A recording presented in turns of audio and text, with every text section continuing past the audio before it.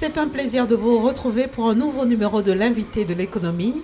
Aujourd'hui, nous recevons pour vous M. Bakary Dosso. Il est le chef du Centre sous-régional des données au bureau sous-régional de la CEA pour l'Afrique de l'Ouest. Monsieur Dosso, oui. Bonjour. Bonjour. Alors avec vous aujourd'hui, nous allons nous intéresser au profil pays du Bénin. Qu'est-ce que c'est exactement? Le profil pays du Bénin est un document que nous avons produit pour le Bénin pour montrer comment le Bénin se comporte en termes de transformation structurelle. Donc c'est un document qui analyse les données sur le pays, le Bénin, depuis 1990 à nos jours.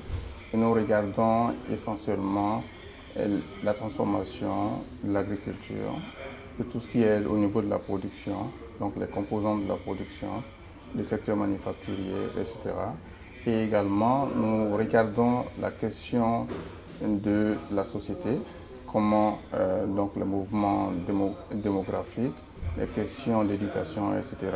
Donc, et en lien avec tout ça, entre la production et la société, nous essayons d'examiner de près la question d'emploi, qui fait un lien entre donc, la production et la société. En sorte, nous regardons l'ensemble de la transformation du Bénin en termes de production et en termes sociétals, en mettant un accent particulier sur la question de l'emploi. Alors, de manière globale, comment est-ce que se présente le profil du Bénin? Donc, nous notons par rapport à la structure de la production que donc, le Bénin a environ un quart de sa production qui est au niveau de l'agriculture, 22% pour être précis. Et également, le secteur secondaire ressort à 21%. Et nous avons un secteur tertiaire marchand qui est à peu près la moitié donc de la production. Ça, c'est des statistiques sur la période 2010 à 2016. Donc, lorsque nous faisons l'analyse par rapport à 90, nous constatons que le Bénin, c'est à peu près désindustrialisé parce que nous notons que le secteur secondaire vient en déclin. Et malheureusement, c'est au profit du secteur tertiaire. Et l'analyse nous montre dans la partie société que malheureusement, c'est vraiment essentiellement du secteur de l'informel. Le secteur tertiaire devient important au Bénin. Donc il y a un changement de structure de l'économie qui malheureusement se fait dans un secteur tertiaire qui est largement informel. Alors, à votre avis, M. Dosso, à quoi est due cette situation? Qu'est-ce qui peut justifier cet état des choses?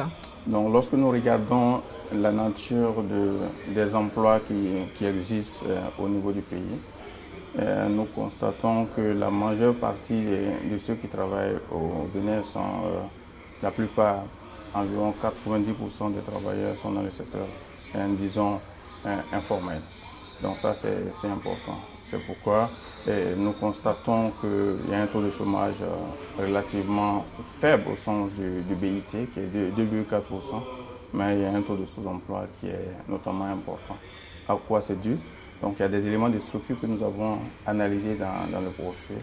Il y a des besoins d'adresser des contraintes structurelles, notamment en ce qui concerne pour le secteur de la production. Il faut que le Bénin puisse adresser les questions liées au déficit de la production énergétique. Donc, sans électricité, par exemple, on ne peut pas faire d'industrialisation. Donc, ça, c'est un élément important. Nous avons également remarqué donc, dans l'analyse qu'il y a un problème en termes du rang du Bénin en termes de climat des affaires. Donc, il est important qu'on puisse également adresser cela.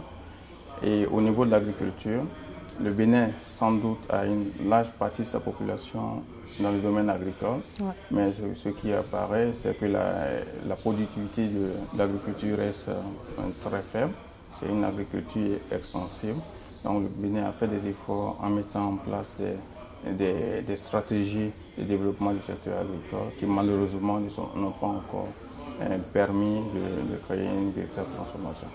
Donc il est important qu'un accent soit mis sur la question de la transformation structurelle parce que nous pensons que c'est à travers la transformation structurelle qu'on puisse avoir un travail décent.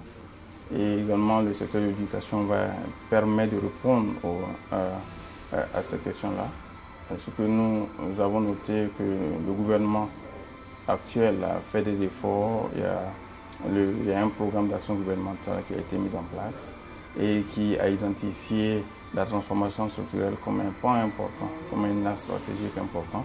Donc ça, c'est à saluer. Donc il y a également la question de la gouvernance qui est un élément important. Donc ça adressera, nous l'espérons, les questions du climat des affaires. Et comme nous avons vu dans notre analyse que malgré une production moyenne que le Bénin a enregistrée sur la période de 1990 à 2016 de 4,5%, donc la situation de la pauvreté ne s'est pas améliorée. Donc le gouvernement a pris dans son plan, dans son programme d'action gouvernementale, un axe qui serait à mesure, nous l'espérons, d'adresser les questions des questions sociales. Vous avez évoqué le gouvernement béninois précisément. Ouais. Comment est-ce que justement les autorités du pays ont accueilli le profil que vous avez lancé? Oui, donc ce qui est très intéressant, c'est que l'exercice ne se fait pas isolé à Addis Abeba, notre siège, ou à Niamey où je suis. Donc c'est un exercice qui se fait ensemble avec les autorités. Nous avons travaillé en étroite collaboration avec l'INSAE, qui est l'Institut national de la statistique et de l'analyse économique du Bénin. Nous avons travaillé également avec le centre de formation sur les questions de population de l'université Calavi du Bénin. Donc c'est pour vous dire que c'est une implication de la partie nationale. Et les statistiques qui ont été utilisées, ce sont des statistiques qui ont été produites avec la partie nationale. Donc il y a eu une forte implication. Et vous avez vu dans la cérémonie de lancement, les autorités béninoises ont très bien accueilli le profil qui vient ajouter un élément pour approfondir les analyses, pour mieux affiner les politiques de l'axe sur la transformation structurelle. Alors comparé à d'autres pays comme le Nigeria, le Ghana, où vous avez aussi procédé au lancement du profil pays, qu'est-ce qu'on peut dire exactement du Bénin comparé aux autres pays de la sous-région ouest-africaine? Est-ce que le Bénin se porte bien ou moins bien Ce que je voudrais dire par rapport à cela, nous avons le profil que nous avons présenté aujourd'hui pour le Bénin est la première unité que nous faisons par rapport à la sous-région. Donc nous avons un ensemble de profils que nous avons l'habitude de produire. Donc actuellement, nous avons couvert l'ensemble des 15 pays de la CEDEAO. Et le besoin s'est fait sentir de mettre un accent plus particulier sur la transformation structurelle afin d'informer les autorités sur ce processus très important qui, nous pensons, amènera des solutions en termes d'agenda 2030 et d'agenda 2063. Donc la comparaison se ferait peut-être avec 5 autres pays africains avec lesquels nous avons élaboré des profils pays. C'est notamment le Maroc en Afrique du Nord et également nous avons l'Éthiopie en Afrique de l'Est. En Afrique australe, nous avons produit un profil STEP de transformation sociale pour la Zambie et en Afrique centrale, nous avons produit un profil pour le Cameroun. Donc en termes de comparaison, les analyses vont très certainement indiquer que pour le Bénin, lorsque nous avons regardé la structure, nous avons noté à peu près les statistiques qui sortent que le secteur industriel reste moins performant. Donc c'est un secteur industriel qui est notamment le secteur manufacturier dans le secteur industriel qui fait 13% du PIB, de la valeur ajoutée. Donc ça c'est un élément important. Et nous poussons par rapport à la comparaison avec les autres pays. Certains pays ont une augmentation en termes de trend, donc il y a une augmentation, donc ça c'est un élément important.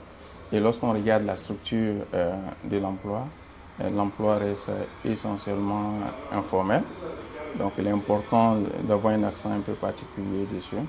On ne pourra pas dire que ici que le Bénin est premier ou dernier est en train de s'industrialiser. Non, ce n'est pas le cas. Donc le message que nous portons, il faut mettre un accent particulier sur la diversification en enlevant les contraintes essentielles que nous avons notées, qui est la contrainte de la gouvernance, tout ce qui concerne le climat des affaires, et la contrainte de l'électricité. Il est important qu'on lève ces contraintes et qu'on aille de moins en moins vers une agriculture extensive, mais qu'on ait une agriculture intensive avec l'utilisation d'engrais et autres choses pour bénéficier également de la chaîne de valeur au niveau régional et au niveau mondial. Alors, le profil pays du Bénin a été lancé. C'est quoi la prochaine étape? La prochaine étape, nous avons remis officiellement ce document aux autorités béninoises. Les questions qui ont été soulevées sont importantes et ça informera sans nul doute, comme le ministre d'État en charge de la planification l'a confirmé, l'exercice en ce qui concerne la transformation structurelle au Bénin. Donc nous souhaitons que ce document soit discuté davantage au niveau national et que les différentes couches puissent s'exprimer sur ce document. Donc, et que nous reviendrons peut-être 5 ans de cela, puisque c'est une analyse structurelle, pour voir si les recommandations qui ont été mises en œuvre ont été prises ou non. Qu'est-ce qui concrètement pourrait changer dans la vie du Béninois lambda? Qu'est-ce que ce profil pays va changer dans le... Donc le profil pays informe les autorités. Donc ce qu'il faut faire maintenant, c'est la balle est dans le camp des autorités.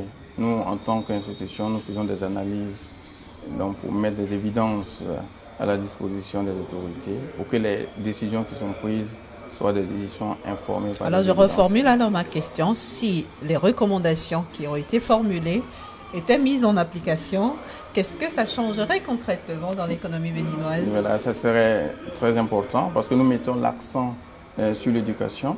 Une bonne éducation des Béninoises irait de pair avec une entrée sur le marché du travail. Donc il est important que les investissements directs étrangers que nous préconisons d'être mobilisés pourraient permettre davantage de création de production, davantage de création d'emplois, etc.